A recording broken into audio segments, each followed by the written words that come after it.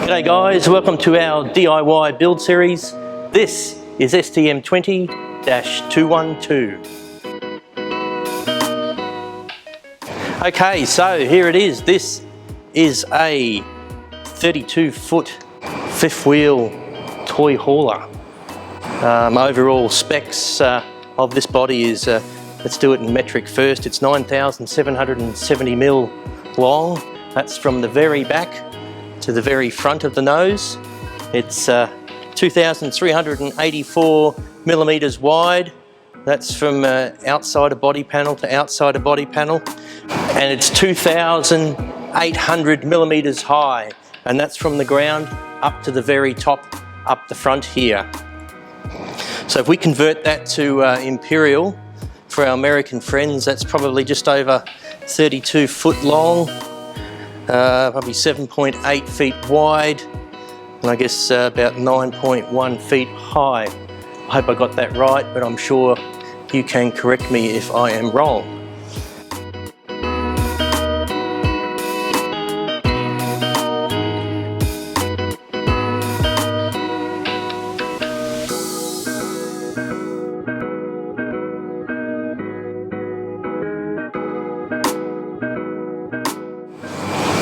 Okay, so this build has a full width opening rear door, so the customer has fabricated his own rear bow. This one is, of course, is aluminium, so it's lightweight. So we are bonding our Styromax panels to this alloy frame over the rear bow and certainly along the sides. Okay, so we've already done the driver's wall. Okay, so you'll see down here we've just got some temporary supports. We've just simply clamped a piece of steel to the bottom of the frame. That just helps take the weight of the panel while the adhesive cures. Okay, so once that adhesive cures, which it has now, we knock all these clamps off, and then that panel will not go anywhere once that Terrasen has bonded correctly. And then if you don't believe me, just go to our YouTube channel and look up for the destruction test. We'll put a link in the show notes here, and you just watch us try and remove a panel bonded to a piece of steel with the Terrasen MS939. It's virtually impossible. Okay, so here is all the surface area we are going to bond to tomorrow with the passenger side wall. Okay. We will pre-treat this wall first. We will grind it or just rough it up with a sanding pad here, and then we'll pre-treat that aluminium with the VR10. Now tomorrow I'll show you just how rough we make this aluminium. All we're trying to do is just to rough it up a little bit, just to get rid of the smoothness and help the adhesive grab to the aluminium. Alright, so this customer has opted for Styrofloor HD, which is the 19mm floor sheet, and it's so strong. He's parking a supercharged Outlaw Holden Monaro drag car on here, and there's no problem at all that this floor will take that weight. No problem at all. Okay, so we've got some tie down points here.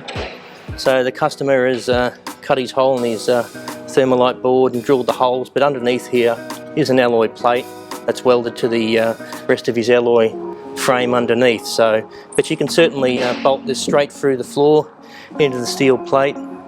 Do them up as tight as you want. This stuff won't compress. So it's a very sturdy tie down point, so your pride and joy doesn't go anywhere. Okay, so this build is going to feature a little internal wall just to separate the workshop or the car storage area up into the little bit of a living area here. This is mainly just for sleeping and probably a fridge or something like that, so it doesn't need to be overly big. So we've got our styro passage handle installed. We've actually modified this design and made these now a lockable ones, so we'll probably deliver these all lockable. But if you don't want them lockable, you just remove the pin. Okay, so around the front here, you know, it's got a really nice shape because, you know, the body not only rolls down, but we're also rolling in as well. So once you get that upper sidewall, that looks so nice. The chamfer, there's multiple chamfer angles on that front wall. As it swings in, the angles change as it goes down. So CAD's worked out all those chamfered angles. So we've applied it to those panels, and we now await the passenger side wall and then the roof panel. Okay guys, it's passenger side wall day today, so I said to you I'd bring you some more specifications on how we're going to attach the panel to the side of this frame. So what we've done here is Gabby's come along and he's roughed up this aluminium. Okay, so he's put a sanding pad on a orbital sander and a pretty rough grit, and we've just roughed that up, so that'll give sort of some grip, so to speak, for the adhesive to grab to. Now if we come up the front here, we've got a section that was we've left, it's just natural. Okay, so hopefully you can hear this. You can hear how the rag goes across, you can feel and hear the grit as opposed to the smooth. So that's the kind of finish that we're chasing. Okay, now further to that, when we're applying the Terracin 939 onto this, because we've got such a large surface area to bond to here, we're going to apply our adhesive in a zigzag configuration. And what we're chasing in between the zigzags, or the pitch so to speak, is we're chasing between 80 and 100 mil.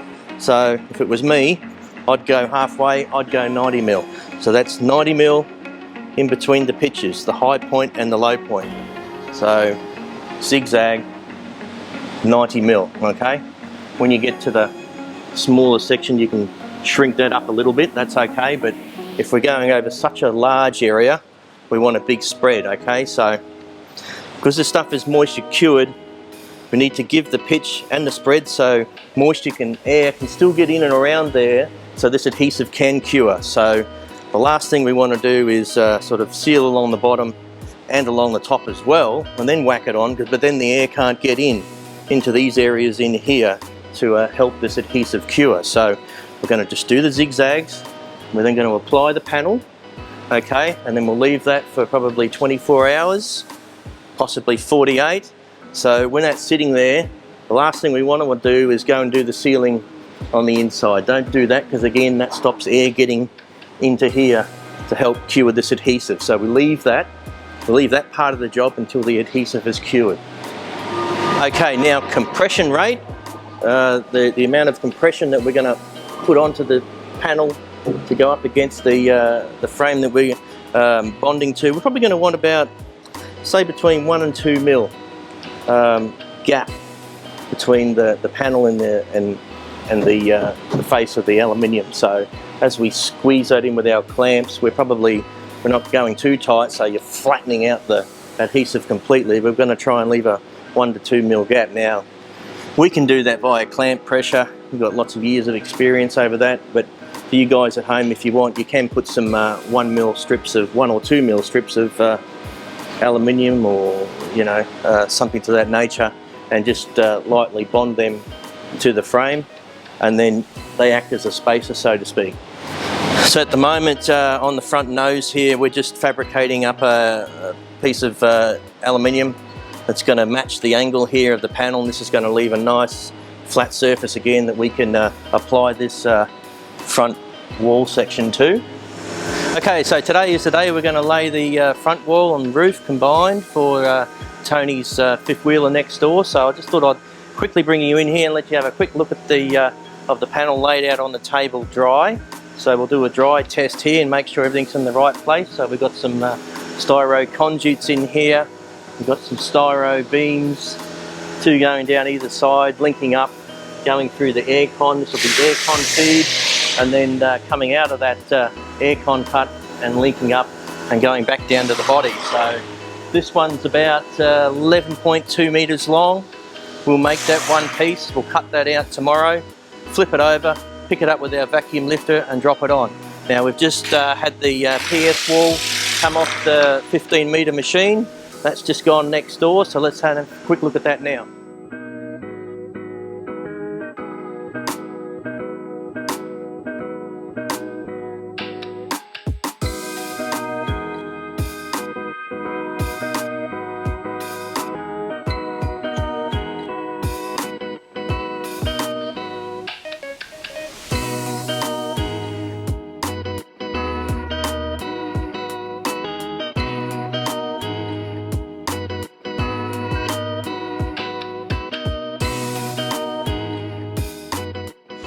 Okay, so here is Tony's passenger side wall. So she's all been CNC cut. We've got some beams going through this panel to line up with some lighting and some other equipment that he wants to put in it. We've got the entry door cut out and a few little pockets there to line up with the internal wall on the other side. We've got a relief cut here at the front. That's of course is going to allow the panel to bend. So that's ready to go, and Gavin's come along and he's put the multi-angle chamfer on the top. So that's it, we're ready to stand this panel.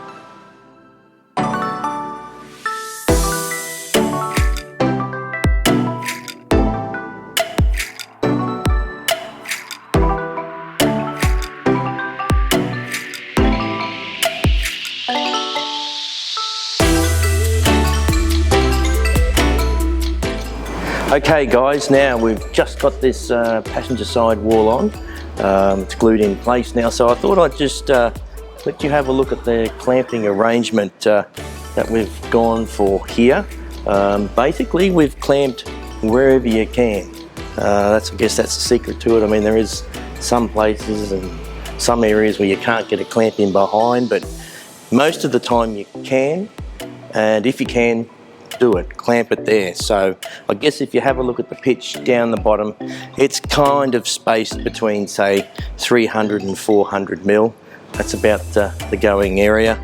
Some places it's closer together, others it's a little further apart, but it's basically 300 to 400 mil in pitch. I guess lots of squeezy clamps is the key here. But of course, if you do have some long straight edges, you can do it that way, just as long as you achieve a good spread of clamping load. Okay, so what we've done, we've bonded on passenger side wall, just the flat part of it only. This bit at the front that wraps around, we have left that off at the moment.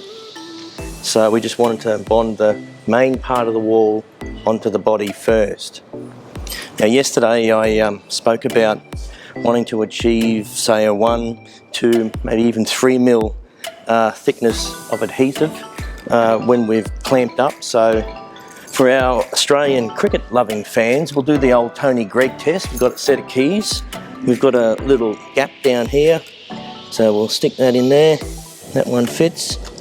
So if we measure that, we've come up with about 2.3 mil thereabouts. So that's just clamped up with enough pressure to allow us with a 2.3 mil or thereabouts thickness of adhesive in behind that panel. Okay, so now it's time to bond on this roll of the passenger side wall. So you can see with that single cut we've got inside the panel there on the inside face that it bends quite freely. So we'll bond that in place, and then in the morning it'll be time for the roof.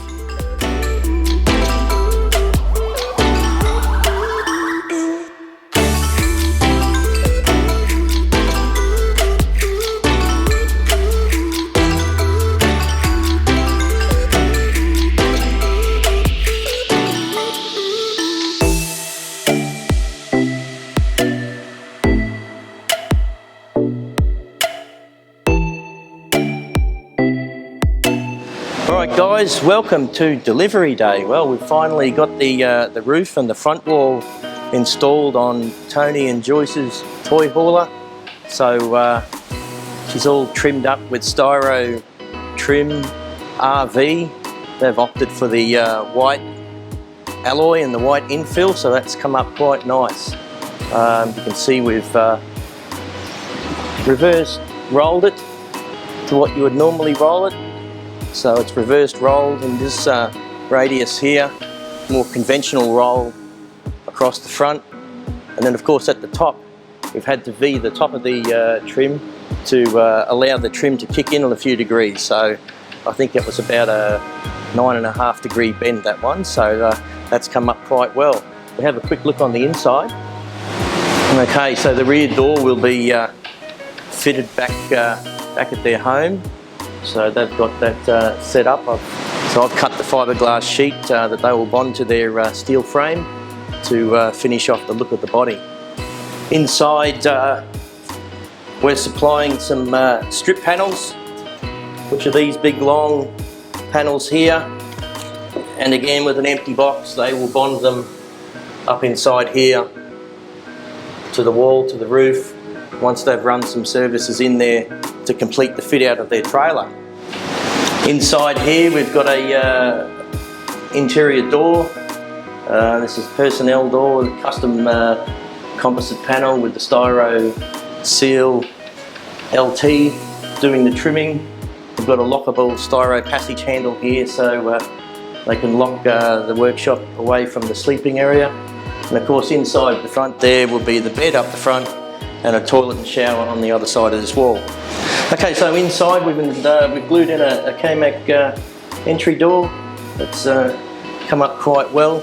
This will be the hole for the aircon, so we've got 240 cable run through the wall up along the roof, and just leave some hanging out here for connection when they fit that.